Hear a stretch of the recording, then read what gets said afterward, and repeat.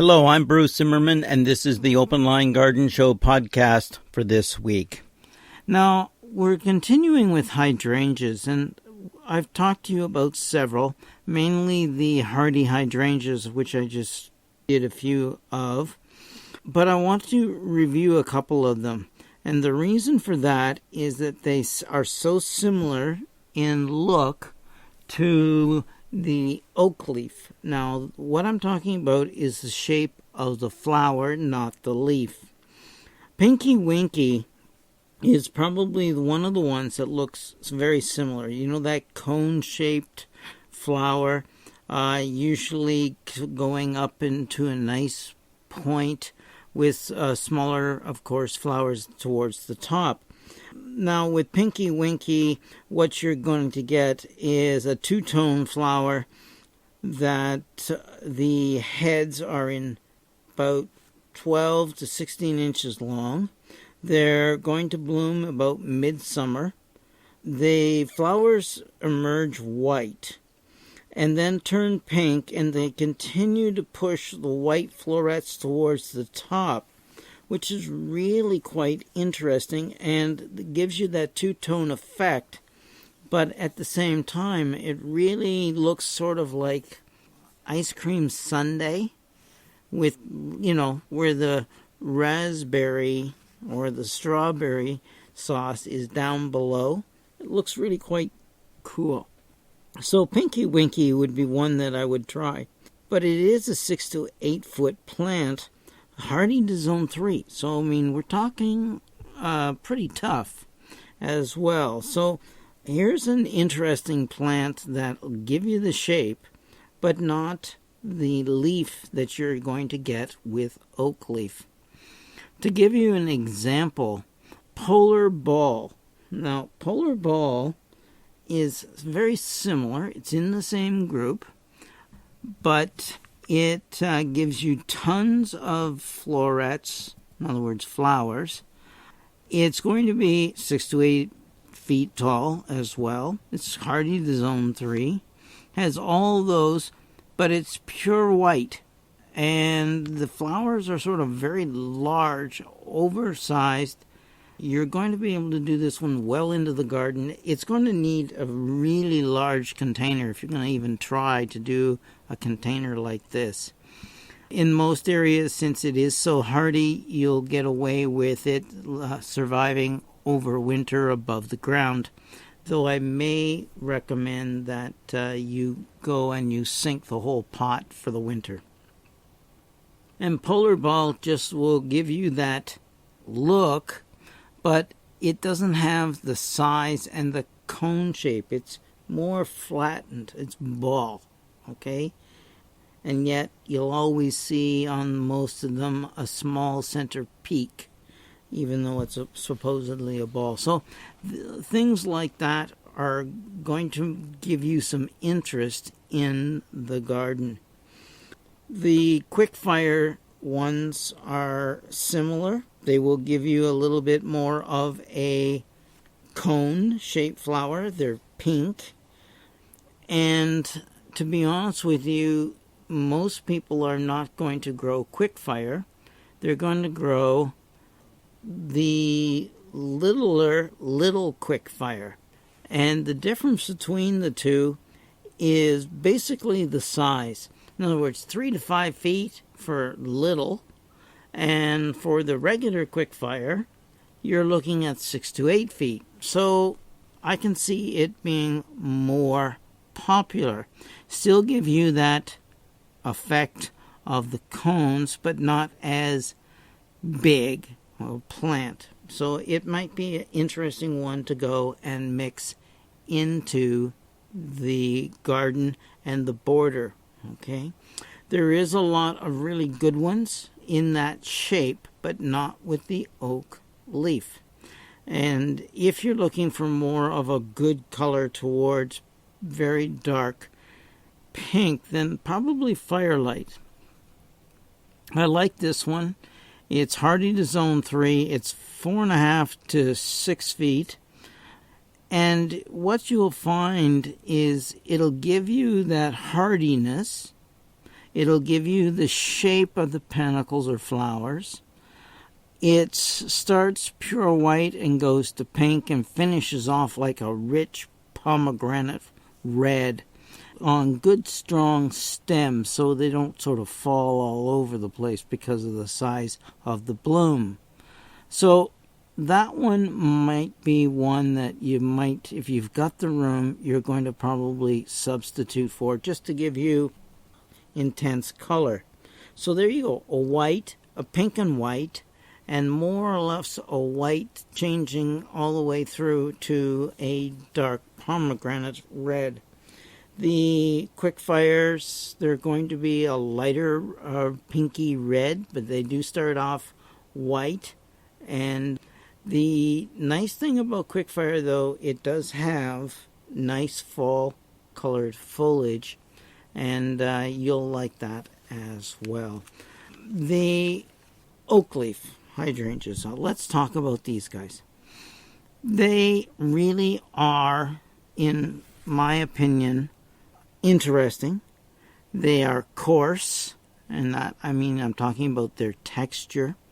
When I was going to school, you never saw anything, but maybe occasionally you saw a hardy native one because of hardiness. And all of these are going to show up. Oh, we were getting and seeing them growing best in about New Jersey, right?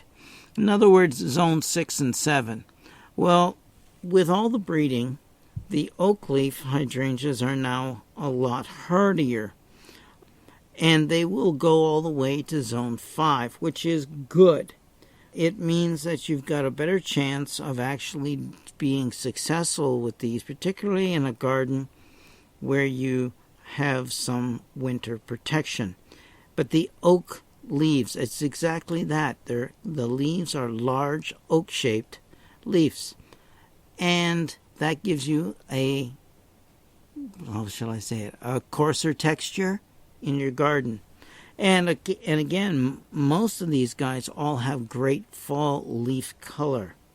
Let's start with Alice. Now, Alice is an interesting one. 6 to 10 feet, hardy to zone 5, white panicles or white flowers, dark green foliage, and the foliage goes burgundy in the fall. So you've got some interesting plants. The flower stalk or head, the panicle, is a foot, a whole foot. So good one. Gadsby Gal is another one. Hardy to zone 5. It's only 5 to 6 feet. It's a little more compact oak leaf hydrangea, pure white, and it's always held well up, so you're going to see the flowers well above the foliage, which is good, okay? So they give you the better show that way. Gatsby Moon is going to be 6 to 8 feet, only hardy to zone 5, summer bloom, but the flowers are double. That means each little floret is definitely more substantial. And pure white, each one of them, and blooms nicely in the summer. Most of it all the way through. It does change from the white to the green as it progresses and matures in the flowers. Okay? Gatsby Pink will do exactly the same thing, 6 to 8 feet, hardy to zone 5, except that it's a pure white, which it moves into a rich dark pink. The leaves get that mahogany to red shades in the fall, so it's really quite a good one. Gatsby Star is another, and it's got double blooms. The panicle itself is quite large. You're looking at a plant that's 6 to 8 feet tall, hardy to zone 5, and it's reasonable. Okay? In other words, the double blooms are what really makes it a little more individual and different. and it is considered more of a native. Okay. Little Honey is another one. Now this one is only 3 to 4 feet tall, hardy to zone 5.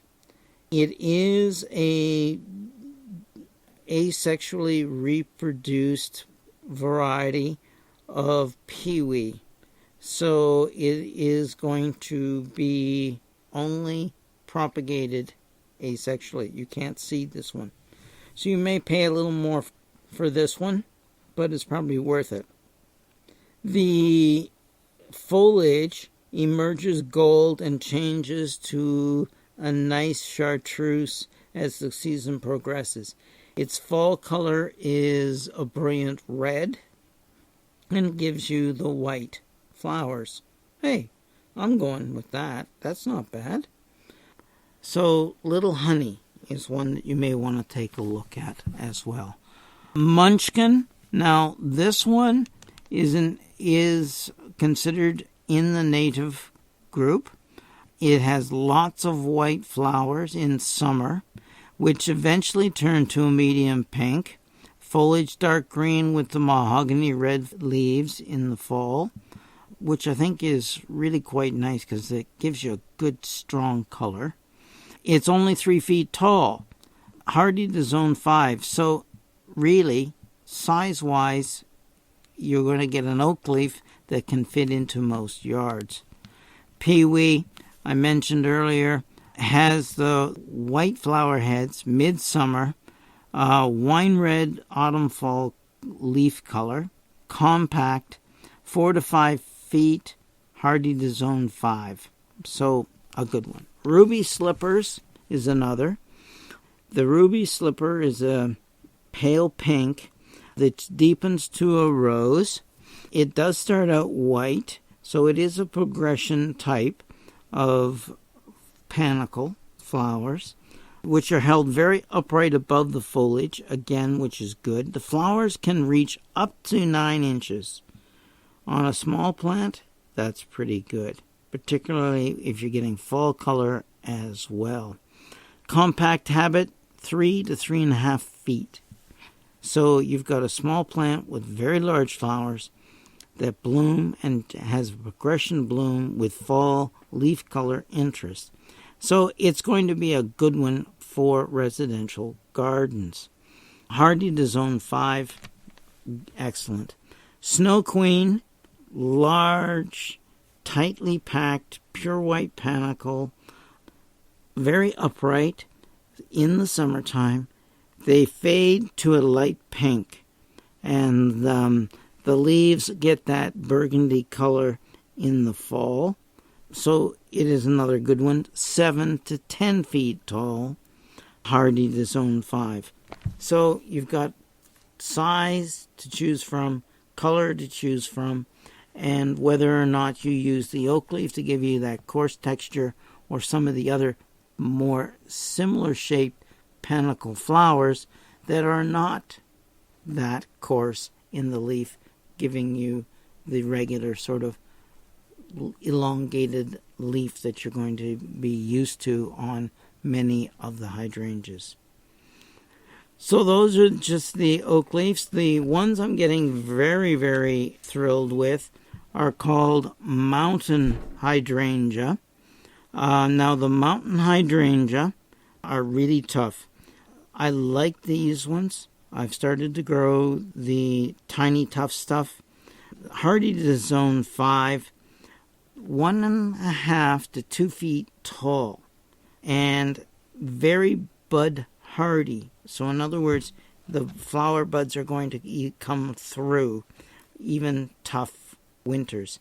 Rebloomer, which means it blooms again. Lace cap flowers, so it gives you a little more interest. Some of the sepals are double. So, and you can change it to blue using aluminum sulfate, etc. So try that and see what you can do with tiny tough stuff. There is also tough stuff out there, so be aware. All of it very similar to that, except that it's 2 to 3 feet tall, and it is good as well. So you have a size there. And there's Tough Stuff Red, which is going to be the improved one. And the flowers open up two-tone green and red and then mature to red. And it's a little more mounded, and it's going to be 2 to 3 feet. So there's that group right there that is really, really good. I'll throw one in here just for the sake that you may find it out there. Hardy to Zone 5, 2 to 3 feet. It's called Whirligig. It has the florets that are a deep, rich pink, and the sort of the whirl of blooms around it. Very bud hardy, showy, and probably good with the progression. And you can, of course, change the color by changing the pH of the soil. So there you go. Mountain hydrangeas, really tough, smaller, going to give you repeat blooms throughout the summer, and I really do like this one. I'm Bruce Zimmerman. This is the Open Line Garden Show podcast for this week.